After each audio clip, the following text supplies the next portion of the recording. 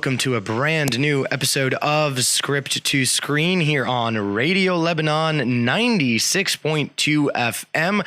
I'm your host, Alan Mehanna, and I gotta say a quick sorry to all of you guys because for the past 2 weeks, because of massive technical difficulties and because of the fact that I wasn't even here last week because I was a little under the weather, you haven't had a updated brand new episode. So I decided to scrap season 2 because season 2 was getting a little difficult, and to announce that today is the first episode of season 3. So we had a shorter season 2, which was 9 episodes instead of it being a full 13 or a full 12, whichever I had decided. But we are starting season 3 today. So you had a brand new announcement kind of leading in the show. You had a brand new opening theme. I know it's shorter. It's not as epic as the one before. Well, I mean, it is epic, but just not with all the movie quotes and all that stuff. But it'll give us a chance to immediately tackle the subject, immediately get to our guest. And speaking of our guest, I have to say that I do have to thank one of my students, Mr. Karim Hawa, because he was the one who kind of brought this story to my attention. So yes, the legacy of my guest kind of precedes her at this point. I got a message from him, I believe at some point last week. And it was a message that had a link to it. And the link was to another person who had posted something about a filmmaker, a local Lebanese filmmaker, taking a stance against the never-ending virus that is plaguing our nation with censorship. And so I accessed this filmmaker's film. I watched it. It's brilliant, with a very powerful message. And lucky for me, after contacting said filmmaker, she was just as enthusiastic about being on this show as I was to having her on this show. So without much further ado, please join me in welcoming Miss Rana Eid. Hello. Hi, thank you for the introduction. You are very, very welcome. Rana, normally the first segment of my show, I like to call it the guest's CV because, the guest's resume. One of my favorite screenwriters, Aaron Sorkin, he's known for having characters tell other characters their resume in a very, in a way that serves the narrative, of course, that serves the screenplay. So because I'm a big fan of his, I like the first segment of my show to be the same because Script to Screen was supposed to be and is essentially a platform for people who don't normally have a voice in the media. So I have a lot of new filmmakers, young filmmakers, student filmmakers, independent filmmakers, and then actors and producers and all that. So not everyone who listens to the show or who sees the show on YouTube or listens to it on Anghami or Apple Podcasts knows who my guests are. So I like giving the guest the freedom to kind of take us through their filmmaker's journey and how they got to where they are today. So the floor is yours, and I'll kind of jump in with questions every once in a while, but for now, the floor is yours. Okay. So I'm Rana Eid. I'm basically a sound designer. Now I'm working since 12 years ago. I started as a sound designer. I studied here in Beirut in USG, and then I went to Paris to specialize in sound design, to be specialized in this field. Okay. I started sound, like I said in the film, I started sound since I was 6. I didn't know that was a profession, but I was used to record my voice on this radio tape in the shelters to just feel that I'm alive, because this was my self-defense mechanism to record my voice. The shelters during the war. Yeah. Okay. Yeah. So when after it, I discovered that it can be my career, my everyday life. I said, okay, that's it. Oh, wow. And when I decided to do sound design, there was no sound designers in Lebanon. There was no such a field known as sound design. It was all cinema or audiovisual. and there was no speciality, or very rarely. So everybody, especially my parents, thought I'm crazy. What do you want to do? What's that? But I decided to do it, and now I'm there. I did a lot of films, Arab, Lebanese, a lot of Lebanese movie, and documentaries. And because I have a lot to say, and I'm very aware socially, and because sound, for me, sound is the identity of everything. Identity of the person, identity of a place.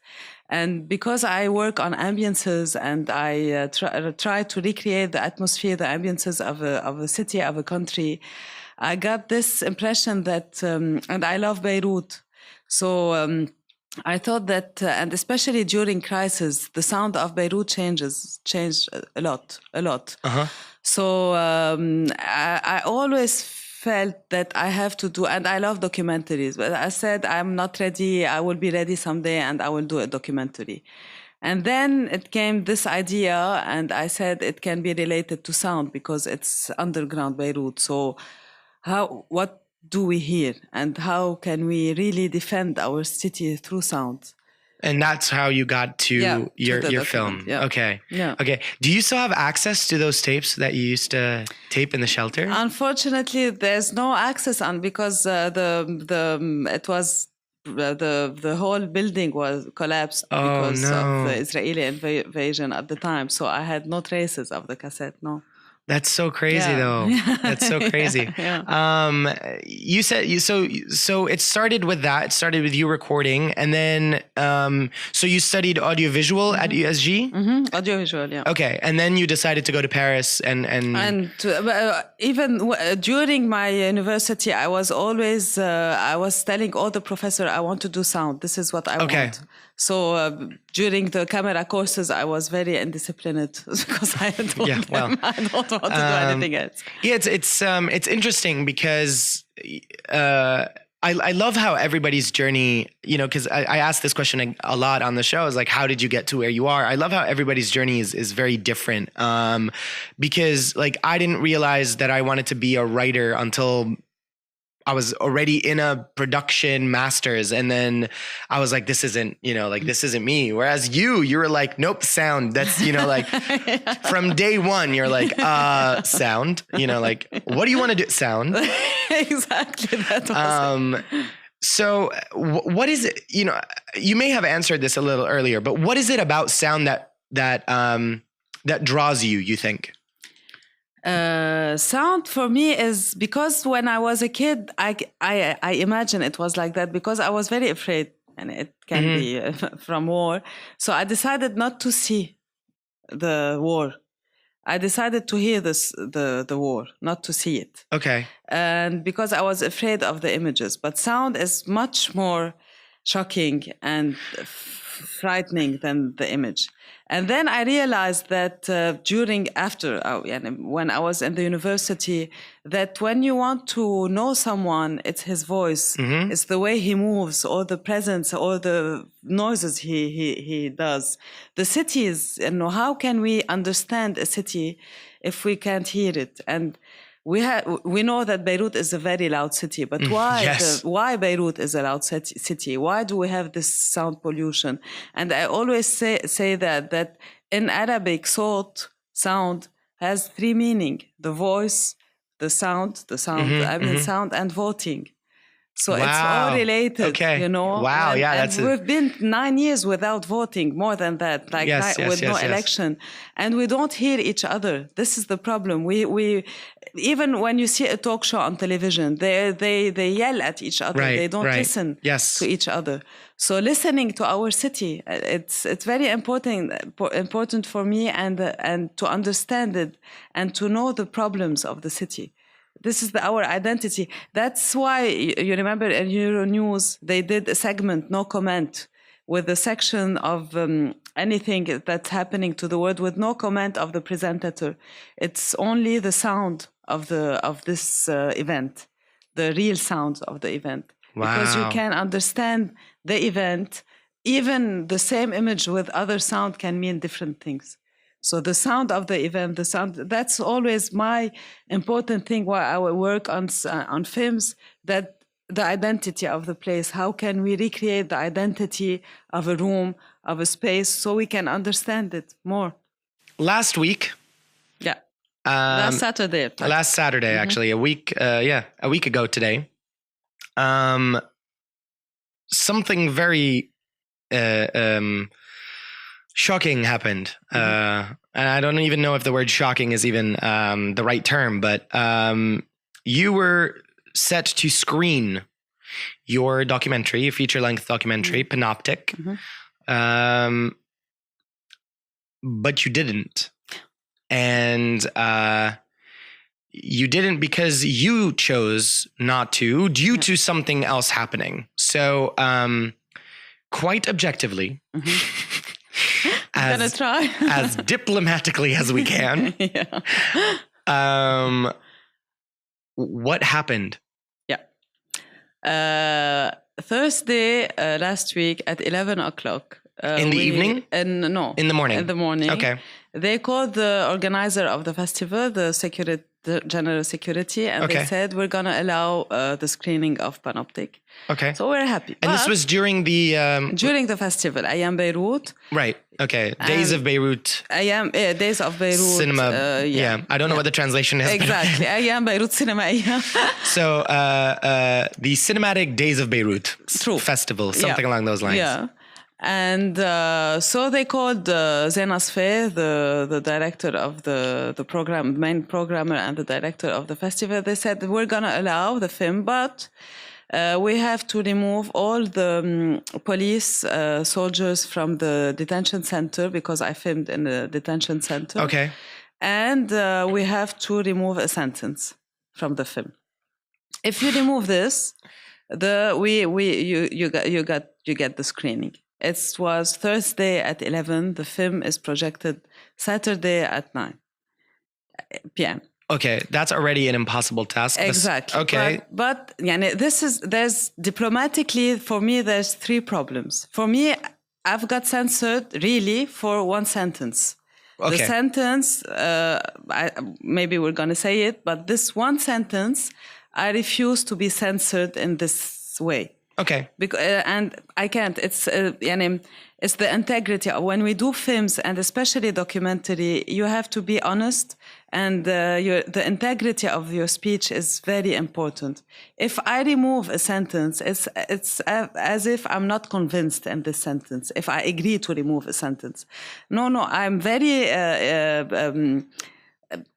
aware of the sentence, and even the whole VO of the film was very studied. The voiceover. Every single shot was very studied. We spent a lot of months editing and doing the sound, of course, and writing this voiceover. So I'm not going to remove it in one day. The other thing, which could be discussed if we had more time, the soldier of the detention center. I had the authorization to film there, and they were there while we were 4 cameras, and there was someone next to each camera. So they saw what you were filming, what I was filming. So, but this could have been discussed if they gave me time. Okay. If a week ago, if they gave me a week. Right. So we can discuss the matter, because the detention center is their space. So that's why I decided in Metropolis, because I respect you, I'm not going to show the film. But respect me, stop censoring us. And I said a huge statement for them that in 2018, you cannot do that anymore, because we're going to be online for 3 days. And they can't do anything. And that is essentially the message that I received, which was the message regarding your film being public on Vimeo for 3 days. Yeah. First, my hat's off to you for being that is a very courageous and brave and yet heartbreaking thing that you were forced to do. Yep. Because again, legally, you had every right to screen the film. You had every right to, which is very clear with the story that you just, with your side of the story.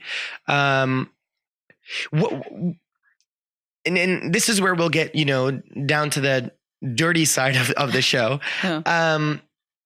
What is it with this, and I called it earlier on in the show, I called it a virus and a plague. What is it with this plague? What is it that they are afraid of at the general security? Because if there was a sense of, let's say, like a known factorization of what they are censoring or what we can and cannot do, we'd be fine with that. At least we'd know the playing field that we are supposed to be playing in. But there isn't. They will censor a film. And this happened last year. They censored a film because a nun was murdered in this film, but then they didn't censor another film, even though all the murders in that film happened with an upside down cross. So I don't understand how the nun was not okay, but the upside down cross is okay. I don't understand how one sentence is okay, but another is not. Is it a mood? Is it opinion? Is it subjective? What is happening?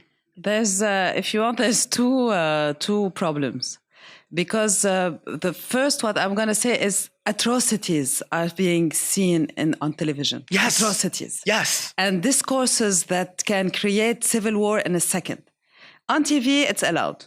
It's allowed. On cinema, I don't know what their problem. They are moody, of course, but to be honest, it's not just the general security decision. It's a political decision. Of course. So the whole, because you see, and it's known from everybody that we have a political problem. We have a governmental problem in this country. For me, and it's very and the personal. lack of separation of church and state, which is or religion and state, religion and haida and state. But for me, the problem begins in 1991 when there was this general amnesty. The general amnesty. Now we can feel the catastrophe of what happened, because they said in 1991, forget everything. There was a war for 17 years. No one did it, and you have to forget about it. Mm-hmm. So now everything is permitted. Everything. They can do everything they want. They can remove the legislation for 9 years. We can't elect for 9 years. We don't know really why. The trash problem is still on the streets. It's been 2 years with trashes on the streets. There's the whole judicial problems, problems, and we can see it there's the whole prison problem, the problems of the prisons. And you know that it's not me who said it. It's a lot of philosophers that are saying, when you want to understand a city, go to the prisons and see the prisons. So there's a lot of problems. And I don't know why they are only seeing this side of the story. I don't know why the television is allowed. Everything that passes on television. Don't understand me that I want to censor TV. No. But here's the thing. This is my response to that. Everything is allowed on TV because everything on TV is fake. Because this is where all the pretending happens. This is where all the acting happens. This is where, whether it be on a talk show, it's all fake. Whether it be on the news, it's all fake. Whether it be on the television series, it's all fake. Specifically the television series, because not one of the television series that appears in this country actually speaks our stories, even though they broadcast that they're speaking our stories. Exactly. I don't know what Lebanon you're living in, but I don't see every single woman wearing a Louboutin pair of shoes or with plastic surgery and tattooed eyebrows. This is why everything is allowed on TV. The difference is, the reason why they're censoring cinema, and this is my hypothesis, is because cinema's saying the truth. Is because cinema's showing them the reflection that they don't want to see. Exactly. It's showing them the Lebanon they don't want to see, which is the Lebanon that is broken, which is the Lebanon that needs art to survive. And especially they don't want us to think. See, like you're saying, TV is mass media. Is eat pizza? No, I like pizza, but no, eat I love fast pizza. food. Eat fast food and drink as much as soft drinks and get fat while sitting on your couch, but don't think. Yep. This is the generation of how we say it, consenting everything. Yeah. And accepting. Everything is allowed. Everything is allowed. So when they see that some people are trying to think and to really put on our problems on screen, they don't want that. But on another hand, I want to thank them because in Metropolis, if the film was allowed, the Metropolis can contain 200 spectators maximum. Mm-hmm. Now, because of this, 5,000 people saw the film. Well, so I don't know. Which actually, this is very interesting because it kind of will lead us into another conversation. How to fight censorship, which is, again, you just said it. Online is you would have showed it to 200 people at Metropolis, but now 5,000 saw it. Yeah, which is, and it was not because the film are still going to festivals, so it wasn't at all an easy decision to make. Of course, because you've exposed it, exactly, even though it's still touring. Even if it was for 3 days. And I'm gonna say a very technical thing that I'm a sound designer, so I did the 5.1 sound design for a reason. It wasn't in a wow 5.1. I was telling something in the surround. Yeah. So for me to show it streamed stereo, even mono, it was really, technically, it was very sad for me. I mean, I'm thankful for the headphones that I have at home because I watched it with the headphones on, and that was a very nice experience. Thank you. It was a very, very nice experience. So, how do we fight this? Without, obviously, I'm a very passive person. I mean, although it doesn't really show with the last bit, but I'm more of a verbal person. I would never, physically harm anybody, or I definitely not promote any kind of illegal activity to fight the censorship. But there needs to be a solution because they don't realize, and we were kind of talking about this earlier, is that they don't realize how much they're harming our future generation of artists, not just filmmakers, but artists in general. Painters, singers, poets, filmmakers, actors, they're harming this next generation that's coming because they're all this kind of hush taboo. We can't do this. We can't do that. We can't talk about this. We can't talk about that. It's causing self-censorship. Yep. It's causing, auto-censorship, automatic censorship. So how do we fight this? What is the solution? They have, first, like you said, auto-censorship is very dangerous because it is very dangerous. They win if we do that. They have to take us seriously. By seriously is to be really united and not to forget. There's like many films censored, five films this year. So, and we forget, we ourselves forget. We talk about it for a week, 2 weeks, 3 weeks maximum, and then we stop. We stop fighting. We have to be united because this is a main problem. We have to be united on one speech, one message to say. What I proposed to the General Security last Saturday is let's talk together. Try to understand and try to tell us why are you doing this? What's political movement are encouraging you to do that? There's a jury in the General Security. It's not only the General Security who censor. There's a jury and it's very vague. We don't know who are the members of the jury. Please tell us, what did this jury do? We don't know them by name, but we know that there are religious figures of every sect. The Minister of Culture is not among them. Please put the Minister of Culture or someone related to cinema, to art in any way. So we have to not to give up, and I'm gonna try to continue this thing. It's not only about Panoptic. Of course, it's much bigger. Yeah, life. It's much more, and we have to know they fear that, okay, we're gonna talk for a week, 2 weeks, and then they're gonna forget, and they have things to do, and they have to respect our domain, that we are serious. Okay, our job is mainly, they see it entertainment, but it is not. Because a lot of, they have to know. They still see it as a hobby. I mean, it's not they a don't hobby. see it Exactly. as a career. They don't see it as something that is legitimate. They don't see it as something that's actually that could, cinema shaped nations. Cinema.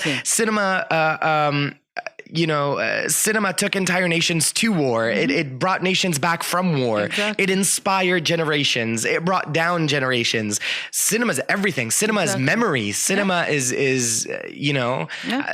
You look at the old Lebanese films with Fayrouz and with Sabah, and this is our history. It's our stories being told, and true stories. Yeah. Sure, they were musicals and they were entertaining, but they were speaking. They were speaking our voice. They were speaking our stories. Yeah. This is how we preserve our memories. And it's sad because all the people. My film was in 9-10 festivals, and the foreign public is seeing it, except our public. What I'm gonna propose for the general security, it's gonna be a little bit funny, but I'm gonna propose that to them. It's like smoking on all the cigarette. They have this caution and smoking causes cancer, etc., etc. They can put on cinemas that this film is not allowed by general security. We hate this film. We think that this film is a mess. Is gonna يهدد السلم الأهلي. I don't know how to say it. Yeah, they'll break down the family unit exactly, or family values. But put it like we put it on the cigarette. Yeah, because it says that smoking kills. Yeah. Watching this movie might make you think. Exactly. But don't censor, because this we had this online thing. We're gonna find another solution to put it on big screen legally. They can't do anything, and we are trying to find solution to legally screen this film and other films on big screen. So we can find a solution against them, because they are not as intelligent as we think. We are much more intelligent. We do films. We are more creative, much more creative. But we have to not to give up and to be united. That's There's this political commentator that I listened to. He said something a while back in one of his talks. Freedom has to be fought for with every generation. It's something you earn. It's not something that is given to you. So you have to fight for your freedoms every single new generation has to fight for their freedoms. And this is what we have to do. We have to fight for our freedom of expression, for our freedom to express and tell our stories. Visually and audibly. It's a fight that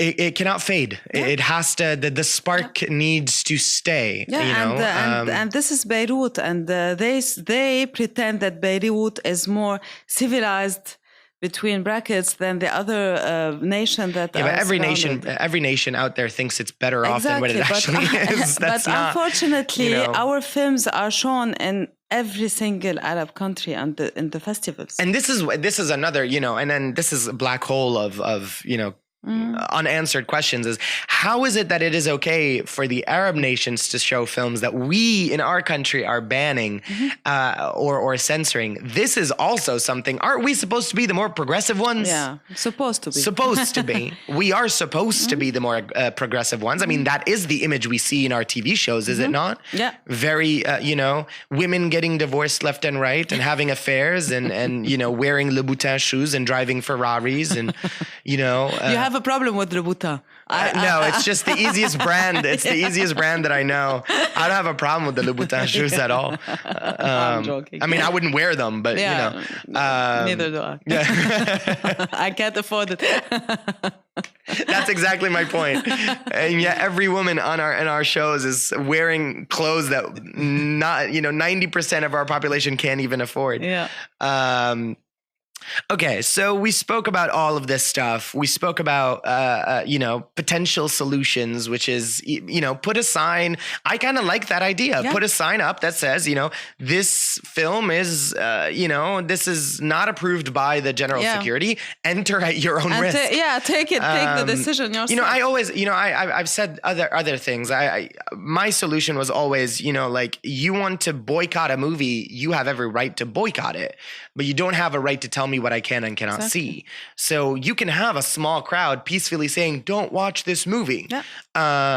The sign seems a little better because crowds and our nation tend to get a little out of control. Yeah. But say that, this film was not approved by the general security, or whatever, by the censorship committee. Enter at your own risk. It must be 18 or older to enter.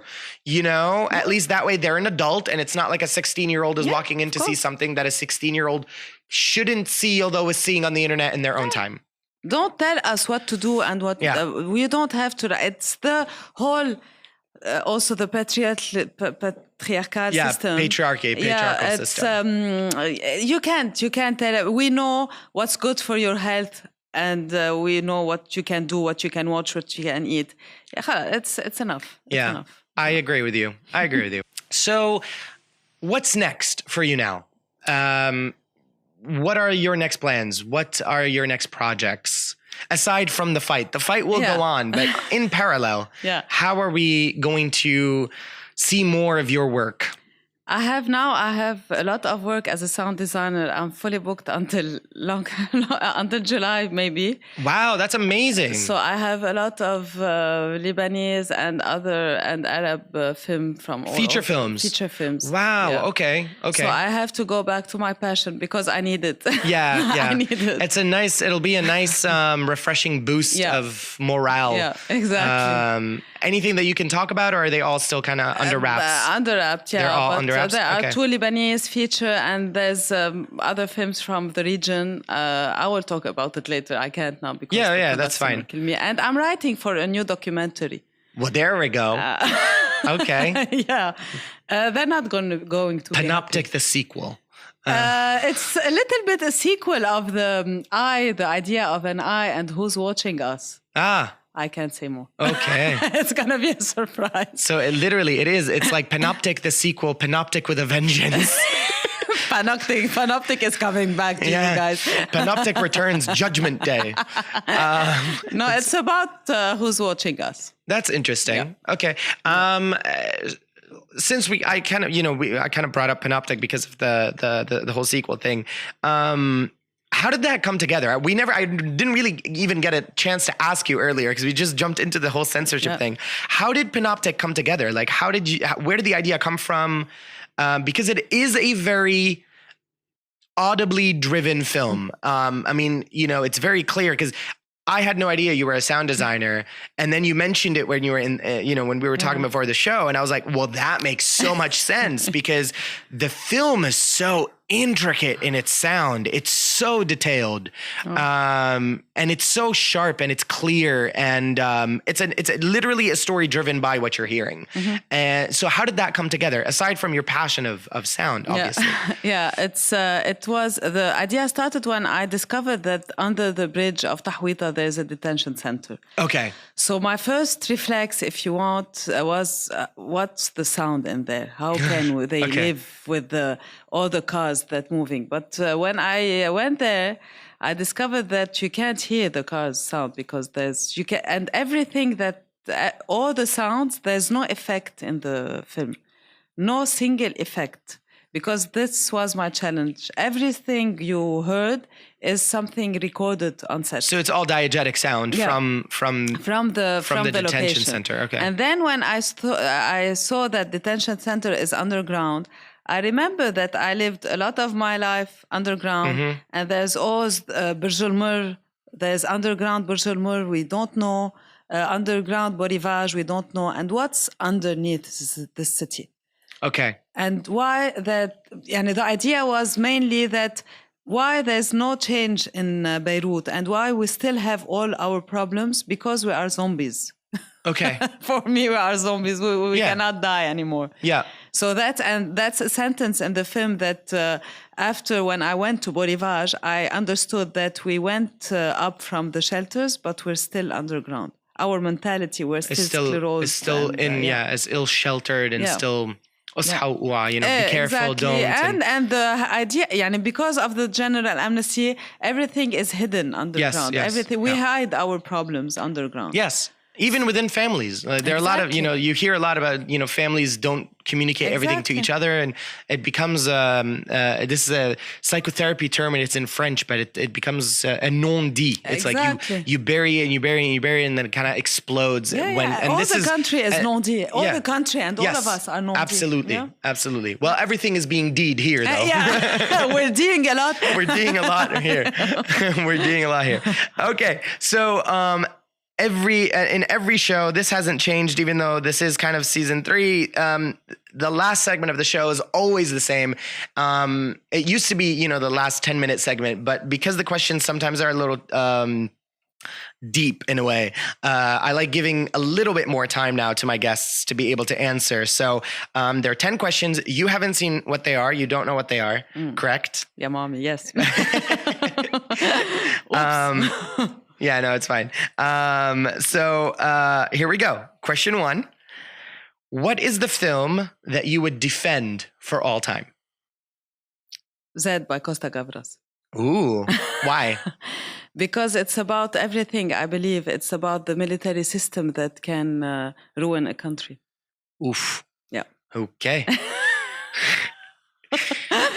This is, I had a vision in my mind of a radio show where transparency and honesty was a good thing. Today, it scares me. Sorry. No, I'm joking. I'm totally joking. Be as honest as you want. Yeah. That's totally why. This is what I love about this show. Okay, so number 2.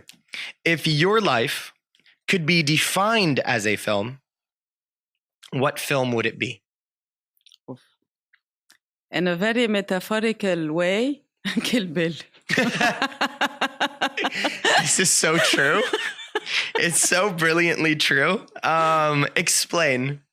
Because you have to fight to do your passion, especially here. When I wanted to do sound design, there's a lot of non-dit, as you were saying, and people encourage you, but they don't. But you have to fight to economically and even theoretically. It's a fight. It's a fight to do your passion, to stay. To remain to have your integrity and not to lie and not to do any compromise. Even in my personal life, I changed my life when I was 40. I completely changed I divorced, and because I don't want to do any compromise. Yeah, it's what you were just saying kind of reminds me of a line of dialogue, which I hope it doesn't infect the question coming up here. Mm-hmm. But there's a line of dialogue in Christopher Nolan's The Dark Knight. Mm-hmm. Where Harvey Dent says, you either die a hero or you live long enough to see yourself become the villain. Exactly. And this is kind of what you keep trying to prevent from happening when you live in such a corrupt world. Yeah. It's crazy. Number 3. Oh, there it is. What is a line of dialogue from a film that you will never forget? A line of dialogue. It's not going to stay like this forever, but I'm very these days I'm very keen of Paul Thomas Anderson. Yes. Okay. So there's this scene when Daniel Day-Lewis says I abandoned my child. I don't know why this sentence. In which film? In There Will Be Blood. There Will Be Blood, yeah. And when he was screaming because he was obliged by this so-called priest to scream and to confess. Maybe because I have this these days a little bit guilt feeling towards my son because I'm not seeing him enough. Aww. Shout out to your son. Yeah, Karim, I love you. The life of an artist is very difficult. You have to be very understanding with your mother. Okay, so number 4. Which Lebanese actor would you most love to work with? Lebanese actor. I love Fadi Abi Samra. Okay. Yeah, and I worked a lot with him. But he's for me, I love a lot. Yeah, I have a lot of friends actors. I don't want them to be sad, but I think what Fadi Abi Samra did in those years and what the roles he took and he chose and how the delivery of it. I think he's a fantastic actor. Okay. Number 5, which global actor would you like to have portray you in your life film? So if we were going to do the Rana Eid story, who would play Rana Eid in a movie? Susan Sarandon. Susan Sarandon. Yes. You know what? Yes. I could see that. I could very much see that. Yeah. I would die when I see it because I'm a huge fan of Susan Sarandon. She's a very, very good actress. I love her timbre. I love her is it timbre or pitch? Or? Yeah, timbre and she's activist and she's very outspoken. Yeah. She's very Okay. Yeah, I love this woman. Which global director would you love to work with? David Lynch. Nice. Nice. Are you a fan of Twin Peaks? Yes. Okay. I didn't see the last season. I'm going to kill myself, but I will. Number 7. If you could have studied anything other than your profession, what would it have been? Psychology. It's that makes a lot of sense. Makes a lot of sense because of sound, because of exactly. It's actually there's this document. I don't know if you've seen it, but there's this documentary called Score, and it's all about film composers talking about the craft of making music for cinema. It's a great documentary. If you can't find it, we'll talk and I'll hand it over to you. I'll pass it over to you. Because there's one of the people that ends up talking at one point is a psychologist or a neuroscientist. And they're talking about how cinema music or cinematic music actually affects your brain chemicals, and it actually produces emotions without even you knowing that what you're feeling is actually emotion. And it's it's very interesting that you said psychology because it's kind of all in there. It's connected. If you could meet anyone from the industry for a cup of coffee and a good old-fashioned conversation, who would it be? Walter Murch. Wow. I met him in London, but I need to meet him properly. Yeah. And have a good old-fashioned conversation. Or tea, if it's a tea. Okay. Or whiskey. Or whiskey. Hey, whatever makes the good old-fashioned conversation tumble. Okay, number 9. What would you like to have people say about you after you are long gone? May that day be very far away. But what would you like people to say? That she was honest and outspoken and never lied. Those are 3 very big things in 2018. Honest and never lied. Those are pretty intense. And the integrity. Yeah, integrity. Yeah, honest. Have a woman of integrity and never lied. Yeah. Well, you're doing a great job so far. I hope so. I will continue. You're doing a great job so far. Finally, the last question. What piece of advice would you give to new filmmakers in Lebanon? Be passionate. And what I mean about passionate, it's don't do any compromise. And please work on removing every taboo you have, every taboo. And don't compromise. Don't do any compromise in your life. And it's like I used to say about myself, I'm a tractor.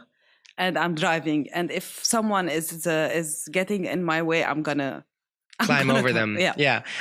It's very similar to a statement that I say, which is, I'm on a very fast train. If you want to be on it, you're more than welcome. If not, get out of the way. Exactly. Yours was a little bit more violent, but I'm like, no, you get are out. the peaceful guy. I'm not. Yeah, very true. That's very true. Pacifist, very activist. Pacifist to a certain degree. I'm not gonna, I'm not gonna be the one to lie down quietly. Yep. I'll just not, climb over people with my truck. Rana, it was such an honor and a pleasure to have you on the show. It's mine.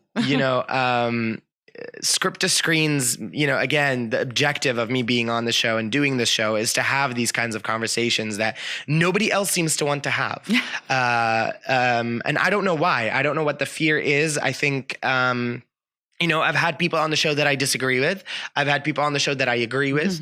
But this is life, this is the idea behind life and being different and having your own identity. And identities don't all have to be the same. I think if we lived in a world that was very monolithic, we would be very boring. Exactly. And I'm open to listening to different opinions and I might agree with them. I might disagree with them, just like people might agree with my opinions and disagree with my opinions. Yeah. But this is kind of the beauty of life, and life needs to be colorful. So thank you again for being on the show. Thank you for fighting the good fight. May that fight continue, whether it be on your end or my end or any of our listeners' end, because it's needed. Yeah. The key thing about the fight, though, is to stand together. My instructor, I quote him all the time. He's my mentor. He taught me at university. I quote him all the time on the show. I quote him at the end of the show with my kind of sign off. But every once in a while, I bring up this sentence that he used to tell us, which is, "It takes a village." It takes a village to make a movie. It takes a village to cause change. It takes a village. So it takes a lot of people. So this concept of community that we were kind of criticizing earlier, but that needs another episode of this show. Many episodes. Many episodes. The idea that we really don't have a community that is willing to stand up for each other, next to each other, take bullets for each other. We don't have that mentality. And whether that's cowardice or self-preservation, I don't know, but it is what it is. Yeah. So if people want to follow you on social media, Facebook, Instagram, and there's DB page, DB Studio. Okay. So on Instagram, it's I don't know. It's Rana Eid. No, they can. Okay, just search. I'm very bad in those. It's okay. You can search Rana Eid. That's RANA and then EID, Eid, and she'll pop up. And Facebook, it's Rana Eid. And Facebook is Rana Eid as well. And then DB Studio is a website. Yeah, it's a Facebook page. Facebook page, DB Studio. Okay. Oh, DB, get it. Yeah. Okay. All right. Took me a second. No, I didn't go there, but I was like, DB, what? And then I was like, okay, decibels, that's what she's talking about. So you can follow her on social media, on Instagram, Facebook, and on her personal Instagram and Facebook, and DB Studio on Facebook as well. You can always follow me on @Mehanna Official on my Instagram. Please don't forget to like, comment, and subscribe onto our YouTube page. We are on YouTube and Rami, if you want to listen to the episode later and download it, and Apple Podcasts as well. So we are everywhere. The episodes, obviously, were live today on Saturday, but when you're hearing them, they're not live, but still, you'll enjoy them. We make good conversations here at Script to Screen. So join me again next week. Make sure you tune in again next week. Same time, 4 p.m., same place, Radio Lebanon, 96.2 FM, for a brand new episode of Script to Screen with a brand new guest. It's going to be a fun season 3. Season 1 was all guys. It just happened that way. Season 2 was all women. It happened that way. This season's going to be all rebellion, with the merger of both genders, finally. So it's going to be an exciting season. I'm really looking forward to it. I want to push the envelope as much as I can on this show and talk about the things that need to be spoken about and talked about. So hopefully you guys will join me and, tune in every week or subscribe to our online platforms. And so finally, the way I like to end my show every single week is with the motto that my mentor always used to tell us, which is be humble and be ready. Be humble because you need to stay grounded to be able to stay honest and to be able to hold on to your integrity, and be ready because you never know when that phone is going to ring. You never know when that opportunity is going to come a knocking. So hope you enjoyed this episode. Join us again next week. I'm Al Mehanna. This is Script to Screen. Thank you for joining us and have a great weekend and happy Easter for all you listeners out there who celebrate Easter. See ya.